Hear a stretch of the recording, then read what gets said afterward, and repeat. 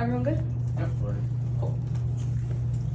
Not often I know how to laugh. I don't like jokes frivolity, not because I find it evil, but because for me they are luxury, riches difficult to achieve, sorrowful tears, unfinished wrongs, incurable wounds, hushed up moans. Helena Birnbaum, Sounds of a Guilty Silence. Part 1 is the advocacy. Anti-Semitism in this space has been normalized and desensitized to a dangerous point. Being called a dirty Jew shouldn't be funny PF humor. Cloudy non-Jewish debaters have taken my identity and made a joke out of it, even threatening Jewish lives. Asbury 23. 2 students from a high school debate team joked about using challah to lure Jewish people to the secluded Ottoman islands and burn them at the stake. The 2 named specific Jewish people, including other members of the debate team, they burned while playing Kanye and mosque music at full volume. This is actively pushing Jewish debaters out of the activity. Clive 23. Jewish debaters fear for their safety. People are forcing Jewish students to either collaborate or quit the team. According to a member of that debate team, debaters have since quit the activity and switched events entirely out of fear. Less novices are attending tournaments because they're terrified to travel with the team. Accusations against Jews have turned us into outcasts. The ontological Jewish identity has supposed inherencies that provoke anti-Semitic rage. Rosenblatt 20.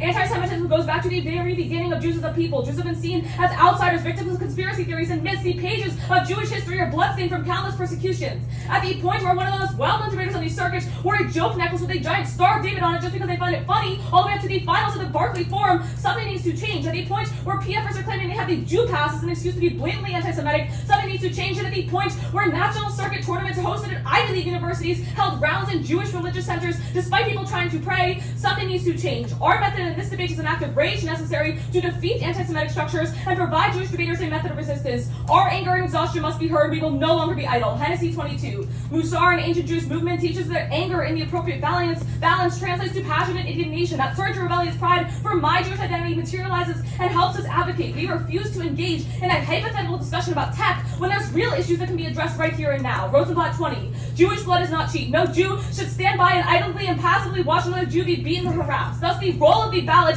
is to vote for the team that best performatively or methodologically provides a resistance strategy for Jewish debaters. Vincent 13. It's no longer enough to vote off the flow. We must begin to evaluate the speech act itself. We have an obligation to foster education and hold debaters accountable. We don't live in a vacuum. Debate must allow a multitude of models of engagement, not limited to one constituted claim. Koniemi 15. Students have the ability to speak their truths and have real conversation. If the rules of debate don't allow that, we advocate breaking those rules. There are 2 impacts. The first is healing. Our speech act is a pre-fiat disruption of an anti-Semitic narrative that has pervaded the political. This K works towards healing me by defying the command for us to conform to the demands of a community that has never cared about or adequately addressed our suffering. Ahmed 14. Even if it's systemic change we need, you have to manage to cope. Calling out an individual matters, even when the system is also what is bruising. The violence directed against you by somebody is violence that leaves a trace. The second is collectivization. Being picked up and reading this case with other Jewish debaters creates a community assembled out of a similar experience and ensures we know how to cope with the exhaustion of being in this activity. Polson 12. The training my participants discuss is not in the abstract. It is training for the real world, for their own empowerment and that of their communities. This round is going to be a debate about debate. The button you are clicking does nothing to the world on a massive scale. Your choice instead is whether or not to affirm us and our message. Your ballot can't change biometrics, but it can produce change in PF. Bjork 92. We may not be able to change the world, but we can change our community, and if we fail to do so, we give up the only real power that we have. Part 2 is the underview. 1, if they want to read to you or respond to the role of the ballot, it has to be constructive. If they choose not to respond in the next speech, it's an independent reason to drop them. That means 2 speeches have to go by without any discourse about Jewish existence in the debate space. But second, vote affirmative to rupture debate and create a teachable moment that uses unfairness to educate. Warren 11. When students from privileged backgrounds experience unfairness in a game, it changes their perspective. Losing an unfair game creates cognitive dissonance. That is our teaching moment. Only the affirmative advocates a departure from prescribed notions of debates and who it's for. Thus, you must affirm. All right. At the top, realize that we agree as the affirmative that Jewish people are very important and therefore they should be represented in debate. However, what you need to realize here is that us losing doesn't affect this issue at all. So now let's go down their case. They tell you here that Jewish debaters are ridiculed in debate. However, realize here that us losing the round, there's no tangible impact that comes out of it. This only wins at the ballot, and every single person in this room is already from Bronx Science, indicating that they're not racist, they're friends with them, and therefore there's no real impact that comes out of it. But then at the end, they tell you that we stop privileged people from being racist. Remember, privileged people in this room are educated. we're not going to see any like real life change here. But now, on to substance. Firstly, start with the framework. Structural violence always comes first for two reasons. First, minorities are always ignored in policymaking. Marshall 97 writes that those with a different focus or silence declare irrelevant, postponed, co-opted, and put on the back burner, and therefore we must expand policy analysis to uncover oppression, domination, or marginalization. Second is time frame. Nixon 11 explains that structural violence operates as a threat multiplier. Firstly, over time, that's why Winter 99 finds that structurally violent impacts cause suffering and death as often as direct violence does, but the damage is more subtle and difficult to repair. First is data leaks. Gilman 19 writes that data leaks can be especially devastating for people living on the financial edge. Economic losses resulting from a breach can push low-income people over a financial cliff. Critically, IoT 19 finds that storage design flaws and vulnerabilities are a few of the many ways that biometric data can be exposed. Compromised biometric data can be an easy target for hackers. Unfortunately, companies neglect data security, as City 18 reports that many companies sidestep ethical obligations to their users in favor of innovation. Maverick 21 warns that biometrics are a challenge to store securely because the process used to protect passwords doesn't work with biometric data. Mark 21 explains that the variability of features, lighting conditions, and more make it much more difficult to extract and store data because it'll be different every single time. Critically, Simonovich 19 finds that a breach of biometric database named BioStar recently exposed 28 million records. Thus, the impact is identity loss. 2023 warns that when hackers find ways to bypass biometric authentication, they're able to access your most sensitive information. This includes digital wallets and bank accounts, as well as your SSN and date of birth. Danaroff 14 writes that for low-income individuals and families, the financial injury and other aspects of experienced by identity theft victims are compounded by severe and immediate consequences to crucial needs-based benefits. Schlup 22 furthers that 9 million identities are stolen yearly.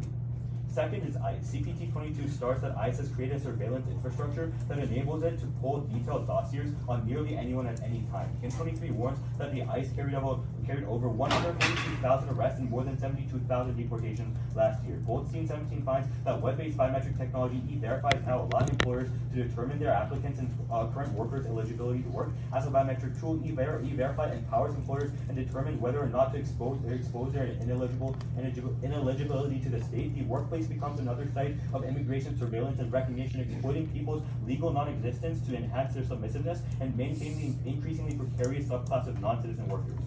Thus, the impact here is twofold. First is poverty. Warren 17 finds that removing undocumented residents from mixed status households would reduce median household income from $41,300 to $22,000, which is a drop of $19,000 plus, or 47%, which would plunge millions of U.S. families into poverty.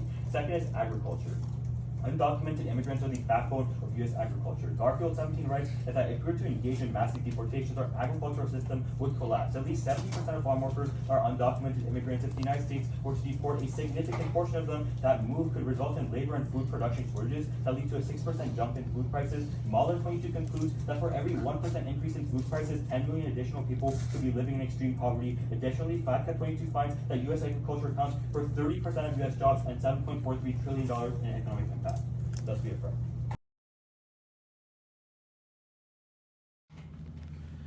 I know this is very confusing, judges, but the point of everything I just said is that one, the case that they give is not actually addressing the issue of Jewish racism and discrimination in the debate circuits.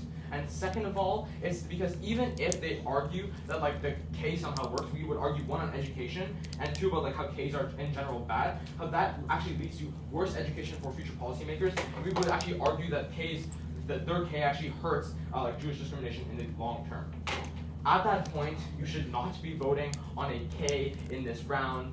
Let's talk about substance instead. All right, so on our case, this is first of all, you can actually vote on the voters I gave about education and future policymakers. That's one way to vote. But the second way to vote is actually on our case, because at the point where even if you think that this whole K debate is a wash, you can still securely sign your ballot on our our whole case. But how we talk about how biometrics would harm people who are disabled, how it leads to lower access for them. That means that they might not be able to access social services in the future. Second of all, on how there are data leaks. That means that people are being hacked and their identities are being stolen. And finally, on how ICE is deporting immigrants and therefore using biometric identification, and that leads to much higher rates of poverty and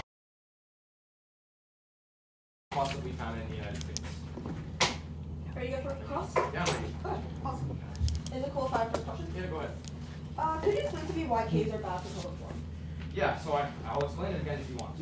I talked about how if you set a precedent using case and public forum, that means that other teams who want to the educational aspect of debate is kind of lost. Instead of actually learning how to critically analyze arguments and learn about logical fallacies, etc., you're just focusing on basically shouting at people saying Jewish people are discriminated against instead of teaching them how to critically analyze these issues. Just as a wait, why are me reading a K means that people can't critically analyze issues like anti-Semitism? No, I'm not saying they can't, but I'm saying in part, but it reduces the impact that debate has on allowing people to critically analyze. But why does critical analysis? Why do we only get critical analysis when we're doing topical debate? Don't we just get that from debate in general, just the discourse and the back and forth?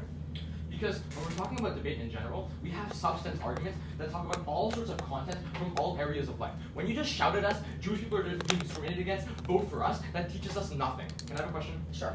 Did you email those people at Berkeley who said those racist remarks? Or did you talk to the tournament organizers? Yeah, the tournament organizers were notified about it, and I don't know what happened, but they dealt with it. Okay, great. Okay, can I ask a question? Yeah, go ahead. So in events like policy and LD, Ks are pretty common, right? Much more common than PF, yeah. Do people still run traditional substance arguments in LD and policy? Yeah, but we don't want to change PF into the type of debate that policy and LD is right now. There's a reason why PF exists. It's so that we don't devolve into a type of debate format where all we talk about is theory and Ks. Okay, I have a question. All right, let's talk about the next round. Okay, just out of curiosity, how many people do you think are gonna watch the next round, finals? I can't tell you that, but I'd say even just one person watching, one Jewish person watching our round and realizing that they are welcome in this space is enough of an impact insofar as you have conceded a role in the ballot. Can I have a question? Can I just have one follow-up question? Yeah. Okay. What if instead of going to finals next round, you forfeited this round, and then and you went to go talk to the tournament organizers of this tournament and all the other tournament organizers you could think of, and then talk to them about this issue? Don't you think that would be a better use of your time? Yeah. So I think that one, not every tournament director or the NSDA is going to just listen to us and take us seriously. Wait, so where are they in the room right now? Where are they? What does that mean? You're saying that these are the people who have the power to change policy within tournaments, but they're not even here listening to your arguments. Yeah, no, that's not what I'm saying. I'm saying they don't care about our opinions as two 16-year-olds. The reason that we are reading this argument is not in order to force the NSDA to say, oh, anti-Semitism is bad. It's so that we can collectivize that, so we can self-heal, which are impacts that you have completely dropped. But Okay. that's all. Yeah, all right. We'll take that.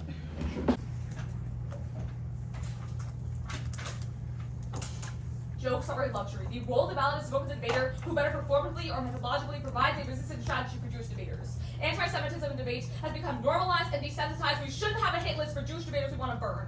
Our method in this debate is an act of rage necessary to defeat anti-Semitic structures and provide Jewish debaters a method of resistance. Hennessy 22.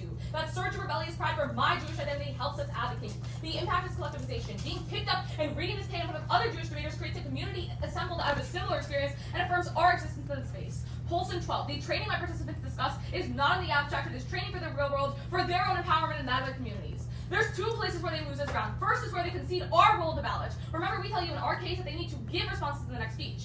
Insofar as they concede that, and we provide the only role of the ballots, you need to know that the team you vote for is the one that best performatively or methodologically prioritizes Jewish debaters. What you need to realize is we are the only team that actually does that. Talking about biometrics and data leaks does absolutely nothing to affirm Jewish debaters. You vote for us there. But then second, they tell you that we can't change those who are anti-Semitic. We're not saying that anti-Semites who debate us are suddenly going to be some super accepting people that love Jews. I don't think that should be our burden. We're trying to prove that Jewish debaters in this space have a community and a method of self-preservation. That's our impact. It's not about what causes you to change, but also what makes Jewish people feel empowered. Then, let's talk about being topical. They say that Ks are bad for PF, but the second place they lose is this prereq. Our model actually enables rounds to move to substance in the future, because at that point, Jewish debaters can actually feel affirmed in the space and be comfortable debating in this activity. You should vote for us because if we set a better norm and you think this creates a tangible impact, you should vote to spread it. Then on education. First, we say that you got your education regardless through prepping for this tournament anyway. It happens either world. But then second, we'd say we outweigh because you will forget everything about biometric recognition technology in 2 months after this topic, but you'll have this super unique education for life. Then, they tell us we should do things outside of the round. We've tried. Debaters have been reported to tab room, to tournaments, and people are still saying they want to burn me at the stake. The reason we have to do this inside the round is so that we can hold the ballot ransom. Going to the finals of the TOC gets the most attention and disrupts the space the most. The fact they tell us to forfeit is so problematic. Then, on policymaking. Realize that the policymakers that debate does create are not marginalized debaters. They are very privileged ones, and policymakers that do come out of debates are notoriously bad. For example, Ted Cruz, who went on debates and then defended a Nazi salute. We need to make a switch away from traditional debates to stop that trend. We'd say, sure, debaters might become future policymakers, but there's absolutely no reason as to why biometric recognition technology is going to give the people the knowledge to create positive change against discrimination. The most important thing you need to remember is you should not vote on hypotheticals. Their entire case is never going to be implemented, no matter how much you want to vote AF. You have to vote on real-world change. The only actual impact that we are going to be able to take out of this round is if all the Jewish debaters in this room actually feel affirmed in this space. Biometrics mean nothing because nothing happens with them. It's a very clean negativity. It's just like voters, do some line by lines, and then after that go over some substance.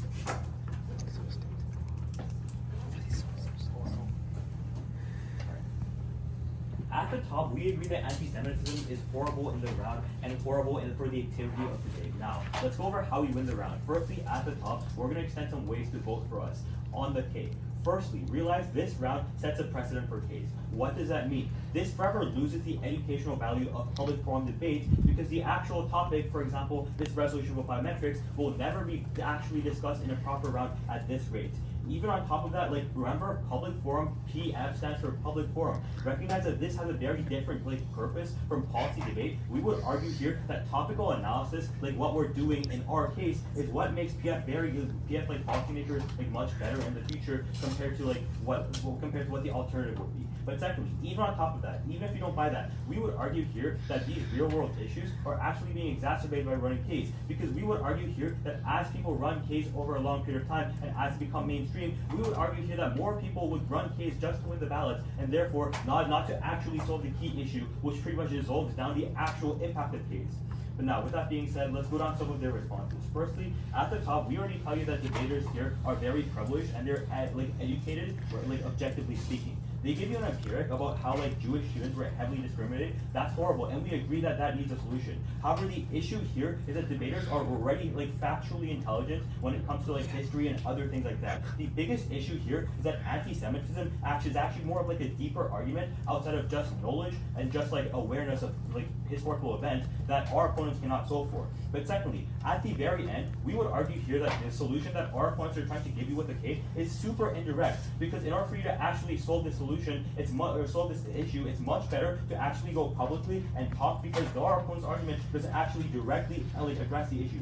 Not only does it not impact the root cause, which is racist debaters, but then instead, we would argue here that it's much more it's much more efficient and much more much better for our opponents to just go to talk to, for example, tournament organizers or talk on social media, etc. We would argue that those methods of those methods of getting this message out are much more efficient and much easier to actually spread the message. But at the end, we would argue here that if you don't buy any of that, we're the team that wins on substance.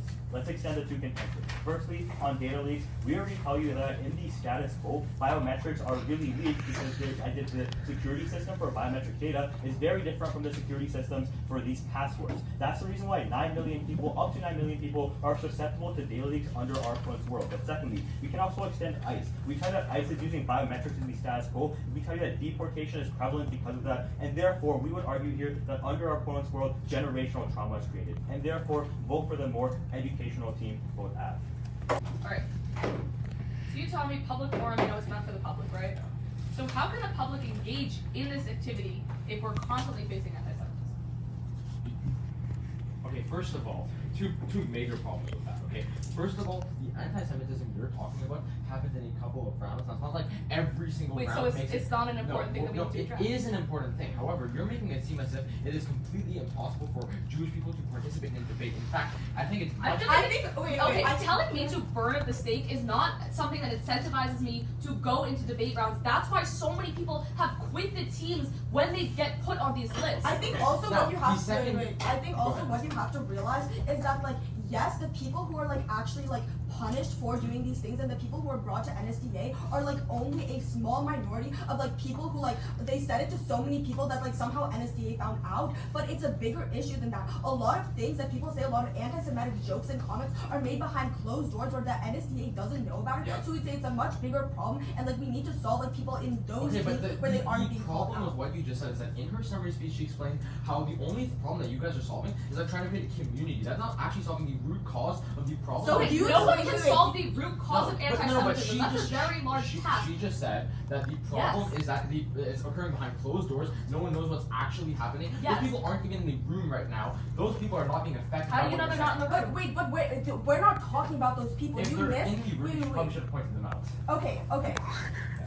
Like, what you have to realize is our impacts have nothing to do with convincing people who are anti-Semitic. Our impacts are collectivization and self-healing. We want Jewish people who currently feel threatened in this activity to feel welcome because of RK. Of course, people who are anti-Semitic are always going to exist. We're not saying that we're convincing those people. Wait. Instead, we're saying that we are providing But marginalized groups a space to I thought you just said that the major problem is that if there are it's very racist remarks being made at like major national tournaments, then you don't feel comfortable participating in debate. How is telling people in this round that who already know there's a major problem with Jewish racism, how's that going to make them any more comfortable? We'd say two things. First, if we get to finals, people are going to know that this issue is actually on the radar, and they're going to know that their comments are going to be more closely listened to. But second, and the more important thing, is if you experience some act of violence against you, you're going to want a community to be able to cope with that violence. That's why the collectivization impact is so important, because if we can affirm Jewish people in this space, then they can be shielded and protected against this anti-Semitism. Alright, can I have a question? Sure. Wait, Have you- I feel like you already have No, that was an answer. Oh, really? About Okay, it's been my about bad. 2.5 years now, yeah. Have you created some sort of Discord group chat or Reddit group chat or something Okay. to create Yes, a community? I that's literally out have there? a prep group of all K debaters that are trying to like dismantle these issues. Nothing works. I have reported people to tournaments. I have gone to Wait a chat. second. The people in the Also- prep group are preparing together to make effective Ks and rounds, not to actually help Okay. people understand the problems of Jewish racism. Okay, But that's time. Okay. We're gonna We're take. gonna take the. It's gonna go to the K and then down there. So, wait, can you just? Oh yes.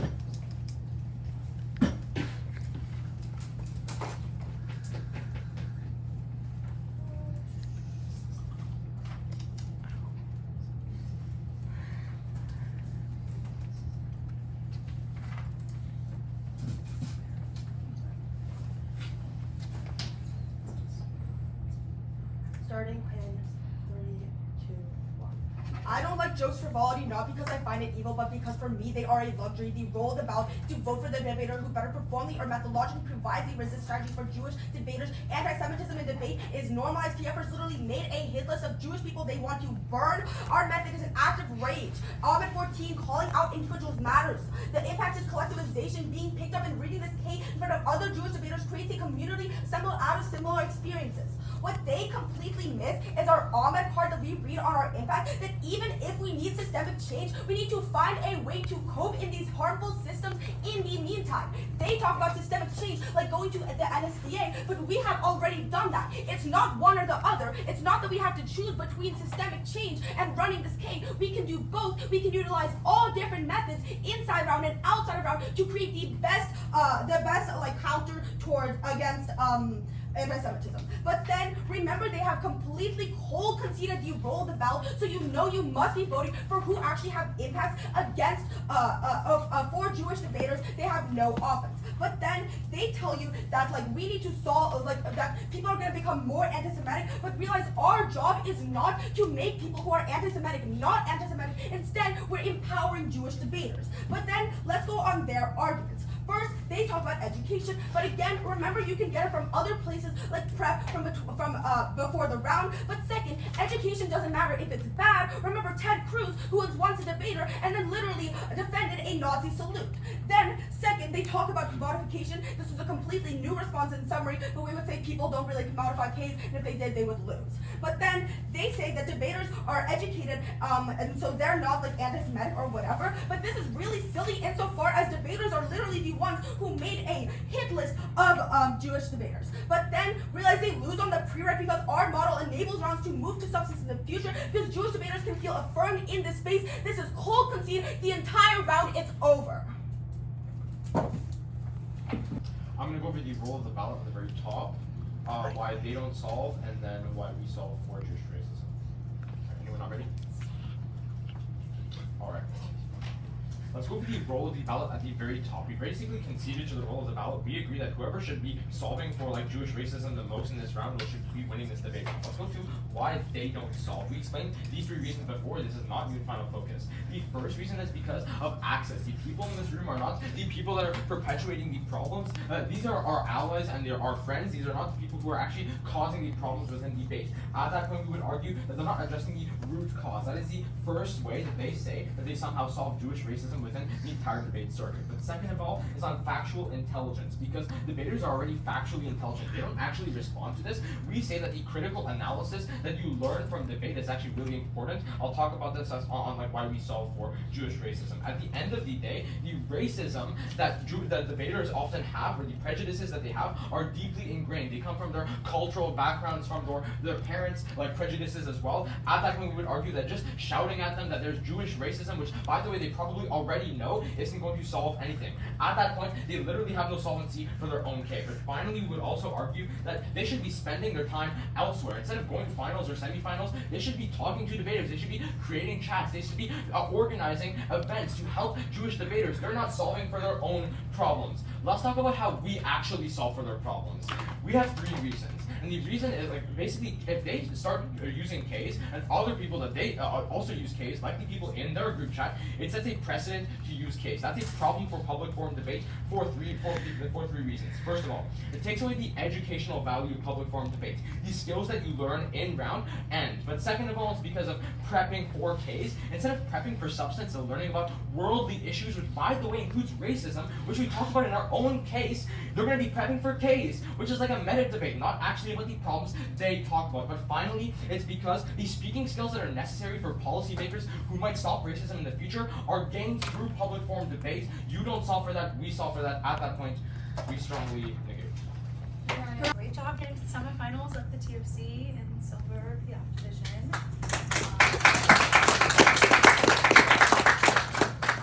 You should all be extremely proud of yourselves. This is an awesome place to be. The decision is a 3-0 for the pro from BC Academy. So I think my decision, the gist of it is this. I think that the debate was kind of a lot like 2 ships passing in the night. I think that there was less clash than there should have been on a lot of the issues here, and I know that that's because, you know, a lot of these kinds of topicality critical debates are more underdeveloped in the public forum community at the moment.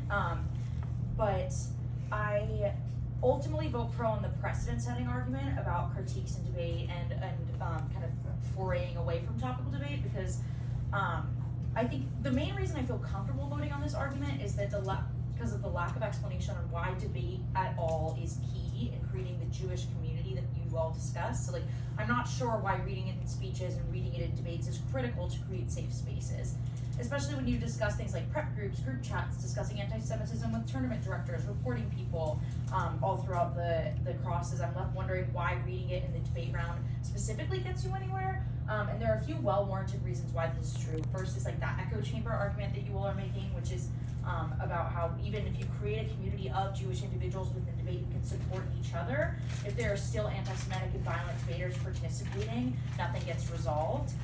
So like there's no reason why like discussing it within debates uniquely changes that. I also think that the distinction made between factual knowledge about anti-Semitism and the understanding of how to resolve it, or how to not be anti-Semitic, is really clear here and interesting, of how like people can be really educated about these things, they can learn about them in debates, and they can still do anti-Semitic things. So that's not really a resolution to the problem. So at the end of the debate, I'm left wondering, like, what does reading this Vern about anti-Semitism accomplish? I end up being not quite sure in the context of creating community, creating self-care. However, I am extremely clear on the negative impact of reading critiques like this in debate. There are certainly a lot of ways that the pro could have done a better job here and like just close the debate down immediately. But it did like exactly enough for me to vote on it. The value of topic education goes uncontested because the main argument that you all are going for with regard to topic education is like, oh well, we're a prerequisite to it because once Jewish debaters feel safe, then we can engage with the topic. However, I think there's an implicit answer to that in the fact that like you're saying no, we only create a space for self-care. We're not getting rid of anti-Semitism in the debate community. So at what point does that threshold happen to where topic education can occur? So what you need to be saying topic education bad in a lot bigger way, other than just like policy making bad. I think that, pro wins that the con concludes topic education by incentivizing straying from the topic. The word I would have loved to hear from the con here was predictability. The reason that that having a topic is key is not that, the education of a topic is necessarily net better than education about anti-Semitism. It's because it's a predictable stasis point that we can utilize to move forward. Everybody gets the same topic at the beginning of the period of topic, and that is what people know about coming to tournaments. Otherwise, it means that everyone has to look at every single team, has to read every single app, and that creates like an incredible burden for people so that they can never substantively engage with discussions. But obviously, like those arguments were not made. But I think that is what the correct final speech against this looks like. But yeah, I think the discussion of policymaking knowledge being key was enough for me to vote here, as well as the the arguments about how discussion of policymaking and developing those skills mean that people will be able to, kind of spill over and do better things later on.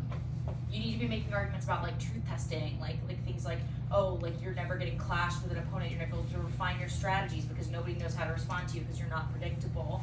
Like that's kind of what that looks like moving forward. I think that there are ways that this anti-Semitism argument can be read in debates effectively. I mean, obviously, you're in the semi-Semitism, but I think that the whole like we get further in tournament, this furthers movement, that's a good thing, is definitely, I mean, I did policy debate for a long time. It was a movement that kind of passed through policy debate, and it has problems in that, like, there's no real threshold of, like, okay, well, when do we solve the impact? So, like, when do we resolve the problem? Or, why does discussing this in a debate, create unique change? So I think that you need to have reasons why disrupting the topic by discussing anti-Semitism is uniquely key, aside from all of the other kinds of activism you're doing. So, for example, like there are some solvency mechanisms about how, like in a debate, like being unpredictable is particularly good. Like having an unpredictable engagement with, Jewish rage is really important. Or like, I'm trying to think of something else.